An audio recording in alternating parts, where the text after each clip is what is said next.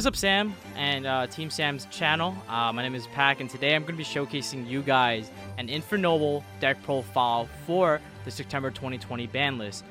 This is a list that I'm very comfortable with, but this is one of those decks that it's not the easiest to play, and it won't make as much sense until you actually play it. I think this deck is very fine-tuned, and it's a deck that I've been playing on stream. And so if you haven't already, check me out at twitch.tv/pack_official_TCG, where I literally play this deck in remote duels, on Dueling Book, and various other outlets. And I've been having a lot of success with it. On stream, like, I literally bricked 1 out of every, like, 30 hands. And so, like, I guess before, I just want to give, like, a warning. Before you see the deck profile, just be cautious that this deck actually works. It's just that the combos and the routes are not as intuitive as the other decks. And so it's not the easiest deck to play, but it's one of the most rewarding decks to learn and to pick up. And I think everyone who's, like, you know, if you are from my channel and have watched my streams, you can, like, attest to that yourself. But I definitely would say this is a deck that you probably want to practice and play a lot with as much as you can before you actually take it to a tournament or an event, because it's not a, like I said, easy deck to pilot that you can just pick up and have it in one go. Also, if you already haven't, check me out. Sam will have the link in the description box below to my YouTube channel, where I actually post content on how to play through hand traps with this, how to play through disruption with this, as well as to, I guess, set up, like, the biggest board, as well as, like, the different lines of plays that you can do with this deck. Like I said, the ceiling of this deck, with the inclusion of Power Tool Dragon, is very high. And of course, I always get the question, why don't you just FTK with this deck if you're already playing cards like Power Tool / Armageddon Knight? Well, the thing is, you don't need to FTK your opponent. I think that FTKing your opponent is not consistent. You lose to, like, 1 hand trap on a Soul Day. Like, if you get a hand trap on a Soul Day and can't summon Arma, you just pass. And so what I'm trying to showcase you guys is a deck that plays through the most interruptions and always ending on some sort of board, so that regardless of how many, you know, hand traps they throw at you, you'll play through it. So without further ado, guys, we're gonna jump right into the deck profile. So we're playing triple Neospace Connector and the Aqua Dolphin, so that's, like, the Neospace package. This is, like, probably the best normal summon in the game. I had a theory where I was going to play more Aqua Dolphins because it's actually a really strong normal summon, but I wanted to limit the normal summons to 5, which is going to be Arma and Ogier. So these are, like, the 5 normal summons, in my opinion, that are, like, powerful from first all the way to last. They're all good in their own way. Neospace Connector is probably the best one alongside Dolphin, just because the hand knowledge is so important. And the Arma Knight, it raises your ceiling because it adds a mill 4 combo. And so what I was trying to do when I was creating these combos and creating the deck, which is I did actually create this deck and the combos the first day the ban list came out, for those of you who don't know. And if you go watch my Twitch VOD, you can, like, see the proof there yourself. Like, I actually created all of these combos myself.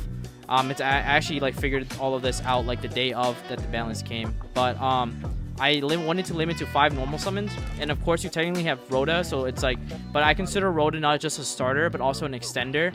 So Rhoda just plays so many roles because it searches every card in your deck. So in terms of normal summons that you can potentially draw, this is it. And each of them have their own uses. Ogier I only play at 1 because the normal summon conflicts with the other ones. So that's the normal summons. Then we play triple Oliver. So from my old list, I bumped Oliver to 3 because Oliver is one of the best cards to let you play through hand traps. I can actually show you why Oliver is one of the best ones, just theory-wise. I'm not going to show the combo, but if you're interested in learning why this card is good, go check out my YouTube channel and my Twitch. I'll explain that more in depth, but this card is the one card that lets you play through hand trap on a Soul Day, guaranteed. Except Gamma on the first effect, if they play that way. Then you're playing double Reynald or Renaud. You only need 2. You actually don't find yourself needing the third one. 2 is good enough. If you do need it, you have 6 other copies of it, so you have 8 copies in total. So just 2 is good enough. Double Red Layer. I thought about bumping this card with 3 because it's one of the best ones, because it's an extender that lets you special summon without using your normal summon, and you don't have to control any cards. And so this has really good synergy with Durandal because it lets you start off your play. Like, if you open up Red Layer Durandal, you can basically make a soul without your normal summon, so that even if you draw a brick like Plague Spreader or, like, draw any tuner like Despot, you can just save your normal summon for the hand drop your Soul Day, make Link Cross, and then make Fiber. So those are, like, the type of plays that you need to be think about. And like I said, this deck is not an easy deck to play, but I try my best to inform you guys how to play with this deck based off of like test hands, and I do that on stream, so definitely go check that out if you haven't already. 2 Fire Flint. Fire Flint is really strong. Fire Flint is one of those extenders that you can just, all you need is another warrior. I play this at 2. I would say that Red Layer and Fire Flint both have their uses. Red Layer is better most of the time. Fire Flint is only really good when you're playing cards like Nibiru in the main deck, which conflicts with Red Layer, so you want to play more Flint than Red Layer. So those are our extenders. You play 1 Phoenix Gearfried. You actually don't need more. The ratio for this is either 1 or 3 in my opinion, because it's not really searchable except through the Ogier combo. So like you only need 1. If you find yourself, if you want to have this card in your starting hand, then I would say play 3, but playing 2 is awkward, so I decided to just cut it to 1 just to keep the list as low as consistent as possible. Then you play the Cold Wing for the new combo, Genba for a Warrior Tuner that's level 2. I actually care that it's a fire. The main reason that because we're maxing out Oliver now, you want to have a fire warrior to pitch, and so I actually care that this is a fire warrior. Then we're playing Plague Spreader for the other tuner. There's a bunch of combos that Plague Spreader introduces to your deck, and it's actually not a break, because if you open up with Dolphin, you can, like, literally if you go Dolphin F, pitch Plague, your opponent loses the game. Then there's Death Spot, of course, for the combo. So that's pretty much it for the tuners. Then we're gonna showcase the hand traps. So this is the only hand trap I play. The reason being that I play DDR in the main deck and it has really good synergy with DDR, because if you gamma your opponent and these cards get banished at end phase, you can actually now, DDR now lets you get back a tuner, so you can play through an interruption. So that's why this card is really good. And of course, gamma just ends turn, and it's a really high impact hand trap, but also because it synergizes really well with E-Telly, which gets you access to like tuner extenders, which is what the deck needs. Then we're playing Monster Reborn, Rhoda, and E-Telly. These are just like the power 1-ups that I was like talking about. So like these cards are like really good. Monster Reborn is like really broken in my opinion. There's so many cool things you can do with Monster Reborn. It really adds a new ceiling to the deck, which is why I like it. Even Ogier Monster Reborn is a thing. Triple Heritage. I mean, not much to say. It's like a Rhoda. I mean, it is Rhoda. So for the equips, I played Triple Durendal. Triple DDR. This is the card that like everyone's considering a break, and they're like, I don't want to play too many breaks, like this is like really weird. Well, if you understand how this deck functions, you'll realize that DDR is actually not a break. It's actually a card that lets you play through interruption. So you might be thinking like, how do you do that? Well, basically Phoenix Blade is banned in the OCG for a reason, and Phoenix Blade and DDR just has so much synergy, and whenever you dump, basically you would like dump, for example, let's say you open up like the Genba, you can like dump the Genba with Oliver. If you get hand drop on a Soul Day, you can banish the Genba and whatever else to get access to a tuner, and then you can play through any hand trap on a Soul Day, so it doesn't matter. Then you play 2 Living Fossil. You want to play 5 equips in terms of like 3 DDR, 2 Living Fossil. DDR is not a hard once per turn, and it doesn't negate cards that it brings back, which is why it's better than Living Fossil. And also Living Fossil is a hard once per turn, so you only want 2. The reason why you play 5, because when you play double power tool, you want to do your first hit to be triple DDR, and then your second hit is going to be double DDR 1 fossil, or 2 fossil 1 DDR, depending on what you need. And so it just gives you that flexibility. That's like the reason why. So that's for the equips. 1 Smoke Grenade, and then 1 Divine Sword Phoenix Blade. This card is banned in OCG for a reason, and you actually abuse this card more in this variant than in another Infernoble Knight variant. So there's that. And then of course, I think the reason why this deck is at 42, Triple Tactics Talent. I originally was playing this at 39 cards, this is at 43, but originally I was playing this list at 40, but I added these cards because I think this card is just crazy.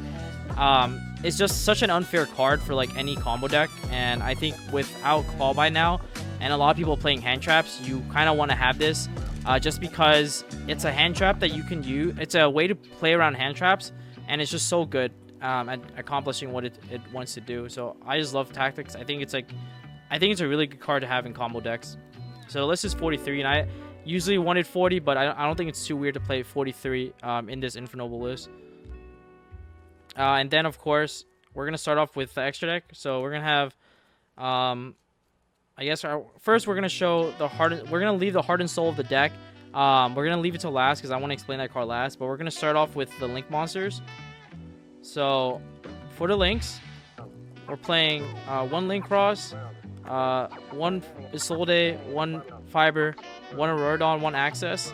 I've realized that like as the player base evolves and become like and improve, you realize that no one actually stops or gamma the first effective Isolde. If they do, they're bad and you're losing to like bad players, which like even if they do gamma the first Isolde, you can also prevent it by not using the first effect. So you don't need the second one unless you play into gamma or ogre with Isolde. So that's why I think one is okay. And then of course the main reason why I cut Isolde 2 to 1 is because I wanted to play access. Also, if you guys like these prismatic sleeves or double sleeves that I'm using, I actually got them from Imperium Duelist, so check that out in the description box below too. You can either use Sam's code or my code for 10% off. Mine is pack10, and I think Sam is Sam10 or TSX10. I'm not sure, but definitely go check that out in the description box. So these are all the link monsters I play. Yeah, I just like access code being a bomb card because when you make Auroradon, you actually don't get rid of it at the end of your combo, unlike with O-Line you did. So now that like if they don't get rid of your Auroradon on your board, you can start your turn off with like just making access code and just winning the game, and then you have essentially 4 pops. The other cool thing with access code, the synergy that it has is like it can banish Auroradon, Fiber, and Isolde. You can then on the follow-up actually DDR back the Isolde for like for plays too. So there's so many cool things you can do with DDR because of access code, because these cards were probably summoned, so you can actually DDR these cards back. Then in terms of the synchro, we're going to be playing, I'll start from level 2 and climb up. So we're playing one Formless Synchron. You actually need it. The deck actually misses tuners. So this is like one of the reasons why you need to play Formless Synchron, because if you get Henchop on Isolde, you're going to be making Formless Synchron to get access to a level 2 tuner to fully full combo. You make Metal Marcher and Tatsunoko, the other 2 level 3 tuners. This is part of the combo, so not much to say.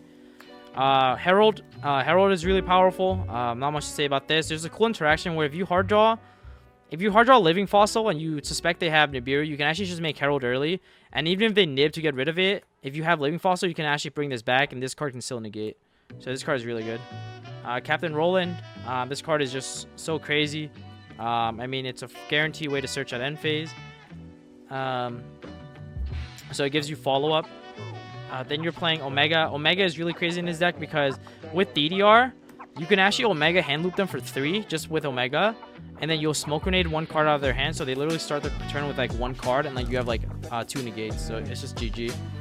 Savage, I mean, not much to say. Charles, and then of course double Power Tool Dragon.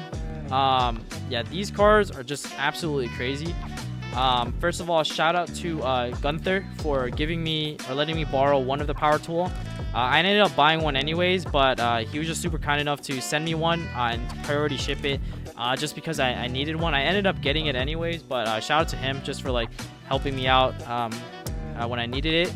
And then also shout out to Austin for selling me, Austin Hallett. I think he sold me this no name, no imprint Power Tool Dragon. I really wanted this just because I've never really owned Ghost Rares, and I figured my Ghost Rare purchase will be something that's memorable, and I think this deck, you know, critting it myself is very memorable for me, and it's a deck that I felt like, it was the first time I felt like I really broke a deck and really figured out new things with it, and this card helped enable that. So I really like these cards. These cards are amazing. The reason why you play 2 is because playing 2 lets you play through Disruption, lets you play through Null Material.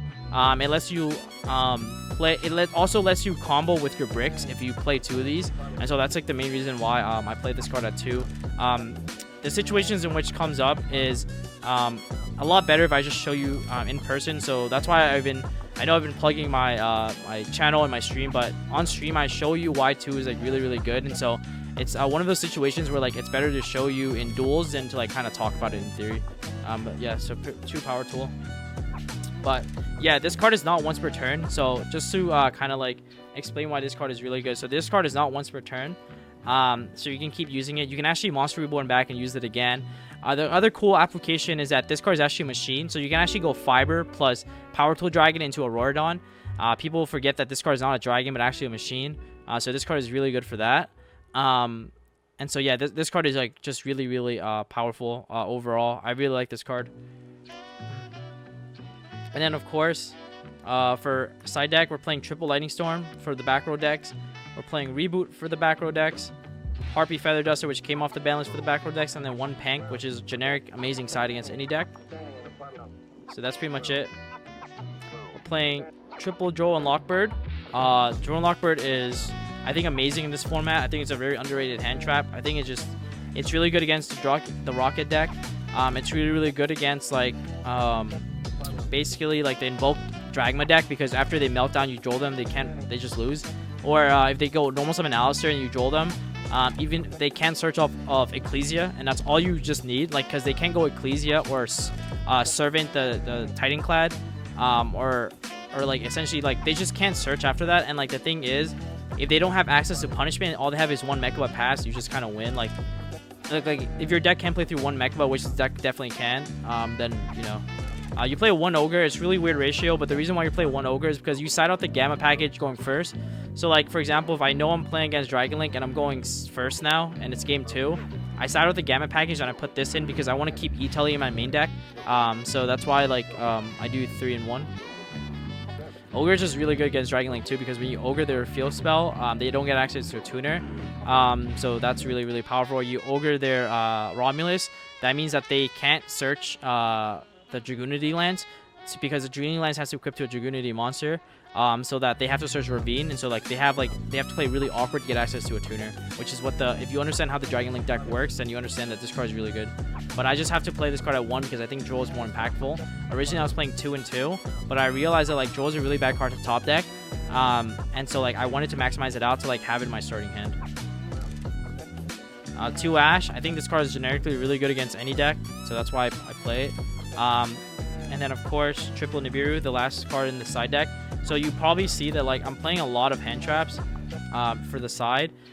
The main reason being that like essentially because every combo deck is involving Smoke Grenade or hand loops in some form or another, you essentially want to side in hand traps instead of blowout cards, because if you side in Dark Ruler or like Droplet, it doesn't really help because they're gonna rip it out of your hand anyways. So you want to have hand traps to like stop them from ripping your hand.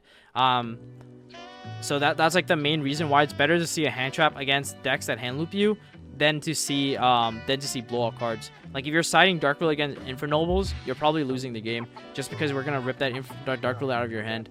And also because you don't have a hand trap, that means we can full combo. So like we can actually push the boundaries of what the deck can do. And like probably, I think the most I've hand looped someone for is actually 5 cards. And it's very plausible in this deck too. So yeah, that's pretty much it guys for the side deck. And now we're gonna get into a quick little combo. I'm gonna show you guys a cool 2-card combo because I think this combo is a little more complex. Not a lot of people know how to actually play with it. So I figured this would be a really cool combo to show. But without further ado, guys, we're gonna jump right into the combo. What's up, guys? So now I'm gonna show you guys a quick 2-card combo. So we're gonna be opening up with Ogier Durandal. So we're gonna go normal summon Ogier, effect, dump Gearfried. Then we're gonna activate Durandal, equip it to Ogier, and use Durandal's effect to search Reynold. Special Reynold, add back Gearfried. Use these 2 to make a Soul Day. Soul Day's effect is going to add you Red Layer. At this point, before we continue, we're going to special Gearfried by banishing Durandal. Then we're going to equip Ogier to Gearfried. From here, we're going to activate the Soul Day's effect now. Mill 2. We're going to summon the Genba. We're then going to turn this into a Link Cross. Make 2 tokens. We're going to go Genba and a level 1 token to make Metal Marcher. Metal Marcher's effect is going to bring back the Genba. Genba plus another level 1 token is going to make Tatsunoko. Tatsunoko plus Red Layer is going to make Omega, because you're not going to have space. You want to actually use Omega here to rip a card out of their hand. We're then going to use these 2 to make Fiber. Fiber's effect is going to bring out the Despot. We're going to use these 2 to now make Auroradon, because we control 3 machines, or 2 plus machines. We're going to summon these level 1 tokens, and we're going to summon back the Despots. Or sorry, level 3 tokens, summon back the Despot. We're then going to convert 2 level 3 tokens and the Despot into the one, the only, the Power Tool Dragon. Use Power Tool Dragon to add the DDR, revealing 3 DDR. Then we're going to activate the effect to Tribute 2. Summon Cold Wing.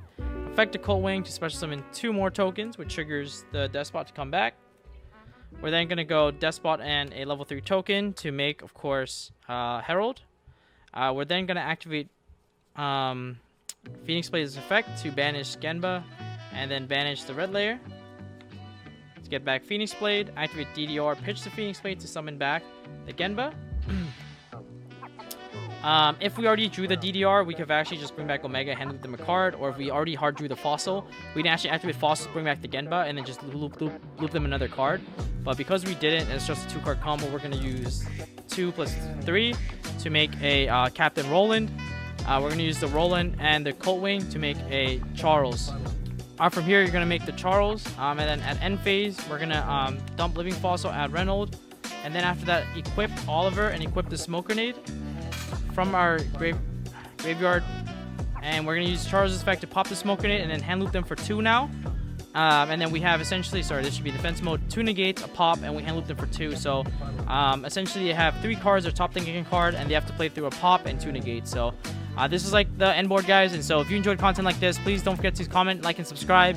Also subscribe to, you know, Sam, obviously, and if you haven't already, go check out my channel in the description box below where I make more content to help you become a better Infernoble player.